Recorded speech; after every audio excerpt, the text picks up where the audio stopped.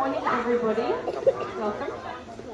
Thank you very much for your patience this morning. I know some of you have been waiting a very long time to see our tigers, but I'm sure you've been watching Hunter behind us here. He has since headed off display to enjoy some treats before we can set up for one of our other tigers. But my name is Peter, and I'm one of the tiger keepers here at Australia Zoo. I'm joined out here by my friend Tony, also a tiger keeper here. Our job this morning is going to be chatting to you a little bit about our tigers here, but also their wild counterparts as well, and the struggles that they face, and the ways that you guys can help them out in the wild. So definitely stick around to see our tigers in action. Hopefully they'll show you some of the cool things that they can do. But you've got to keep in mind that we are dealing with a cat. So I'm sure those of you with cats at home can agree with me that sometimes it can be quite difficult to work with a cat. You can offer them everything in the world that you think is exciting to them, and they will come out here and they will look at it and completely ignore it and go to sleep. So hopefully Sally doesn't do that for you this morning. We are going to offer her a few of her favourite things. One of those is food. So she absolutely loves food.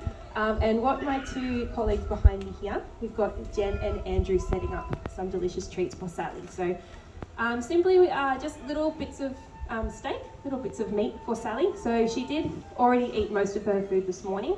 So all of this is extra for her. So it is completely up to her whether she participates. She is quite an energetic little animal. So hopefully she does show you what she can do. But again, cat. So you might get a little bit of laziness to begin with, but we'll see what happens. So Jen here on the left-hand side of the pool has put a little bit of steak on that log. It is a nice hollow log, so it will hopefully float into the middle of the pool and encourage Sally into the water. So of course it is not particularly cold today, but it is a little chillier than normal. So Sally might not opt to go in there straight away, but hopefully the enticement of that delicious piece of meat will encourage her in. So our tigers are very well equipped for swimming. They have a partial webbing in between their digits on their paws to allow them to paddle through the water. So it's not unusual for our tigers to want to go into the water, but it's usually for a reason. They're not just going to go into the water just for nothing. They will go in for a piece of food, or to cool down, or to move from island to island, or from one side of the pool to the other if they so need to. So we've got some meat hanging up on the top of the tree, just behind Andy there. So we're encouraging her to climb. Now again, she might not do it straight away. She might come out here, look at it and go, right, I know that's there. And she's going to patrol the whole space before she decides to go up there. So again, being an apex predator and an ambush predator, very well equipped for climbing as well. So she will only use her claws to pull her 80-kilo frame up that tree, which is very impressive. So hopefully you guys get to see that this morning. Maybe not straight away, but hopefully you will see at some point this morning. So I will remind you guys that once I am finished talking, the longer you hang around and watch Sally, the more you're going to get out of your time here with her. So she might show you some of her abilities here while I'm still talking, but afterwards, if you hang around and just watch her, you're going to see a lot more and get a lot more out of her, because I guarantee she will probably still patrol this whole space for half an hour to an hour after we leave. So that's because being quite a territorial animal, they are solitary by nature. So, and she hasn't been out here this morning either. So out here we had Hunter this morning, and he has been spreading his scent all over the place, marking his territory here. Sally's going to come out here and inspect everything, patrol the whole area, and she's going to spray her scent over the top as well. So she's going to make sure that every inch of this place has been investigated before she will fully relax. So you will see her moving around quite a bit this morning. So we've got another piece hanging over the pool as well. So may not encourage her to jump in, but hopefully you'll see her trying to reach for that and try to find an easier way to get that piece of meat rather than going into the water, but we'll see what she does. So I've just got the go ahead that I think these guys are ready. So if you keep your attention to the back of the exhibit there behind the bamboo, Sally will be coming out very, very shortly. There she is. So that little slide has just opened, and here is Sally. So everyone want to say hi to Sally? Hi. Perfect, thank you. So this is Sally.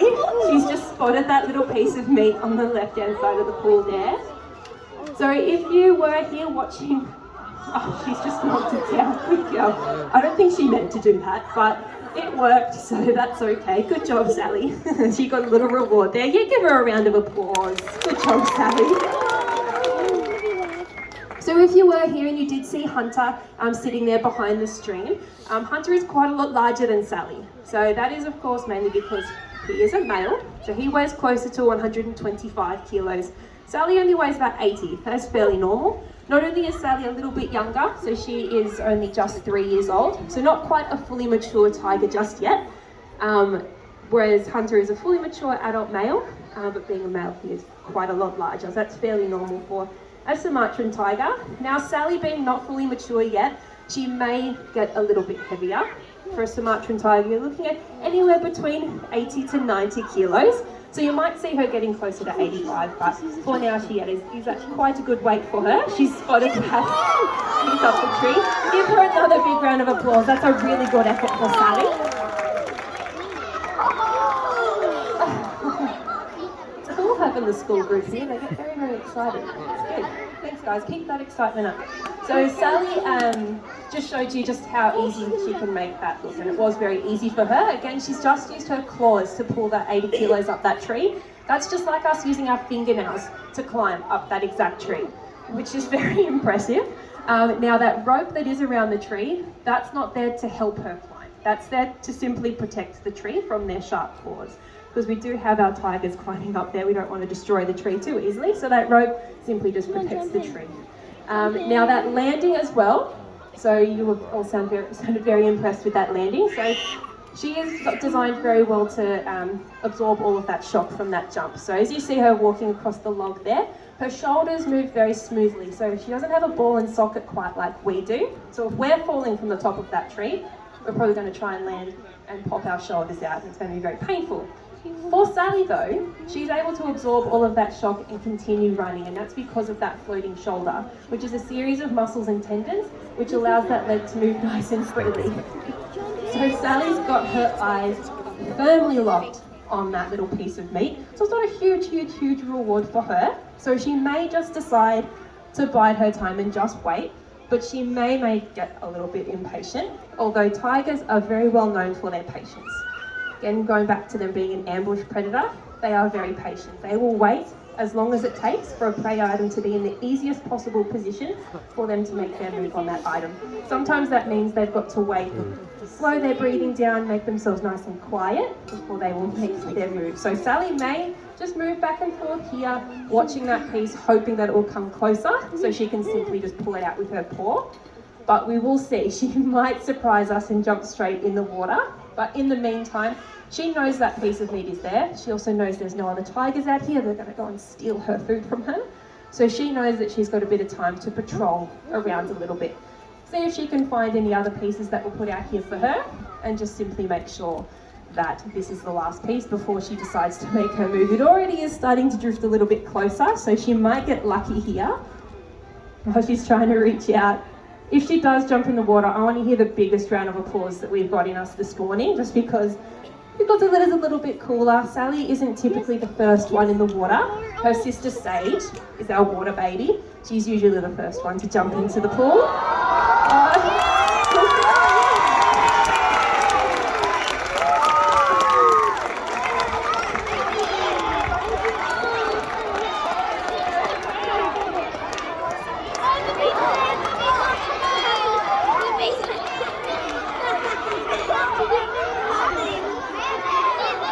I think she knocked the bit of meat into the pool. Oh, she did. Oh, silly girl. That's all right, she's hanging on to that log, so that's a bit of fun for her as well. I think she's a little confused.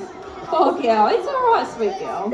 It's all right, we know she's not hungry. She has eaten plenty of food this morning, so don't worry.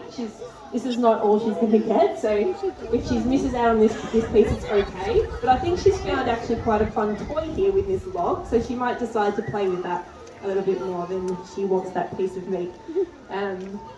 So you saw she was a little bit hesitant getting into the water, but once she's in, that's kind of it. She's happy to paddle around. So our tigers have incredibly sensitive paws. So nerve endings in those paws, thousands of them. which allow them to navigate through their environment very quietly. So they can step through the environment looking for sticks or twigs that might make a noise to give their position away.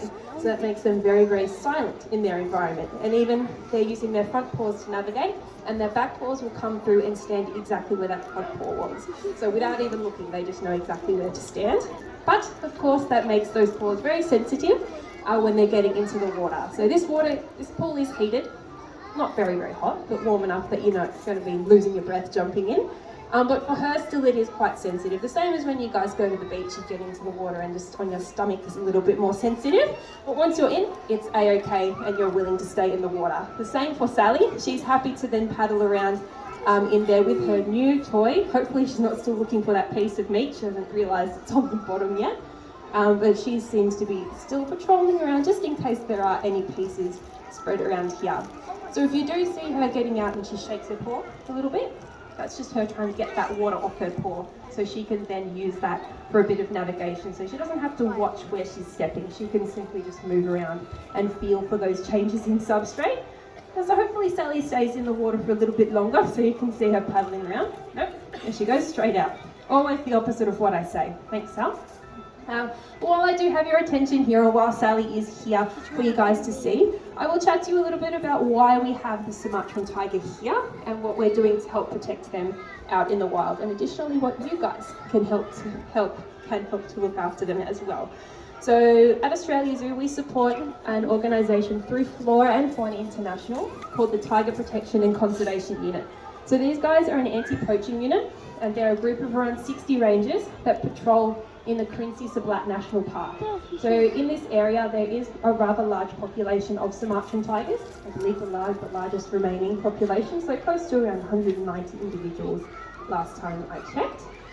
So this anti-poaching unit has an incredibly important job. They patrol that whole area, looking for traps and snares that are set to capture the Sumatran tiger, searching for illegal logging camps that are set up to destroy critical habitat, but also working with the communities that live around that national park as well, on the park edge. So park edge communities, sort of working with them so they can learn how to live in harmony with these guys rather than competing with them for the space, learning how to live with them together. But also important research as well. So patrolling that area, identifying each tiger, monitoring when cubs are born, making sure that they're living okay and they're moving through their environment okay, and just making sure that area is nice and protected. So a very important job that they have, and all of the money we raise here through Wildlife Warriors for our tigers goes straight to the TPCU.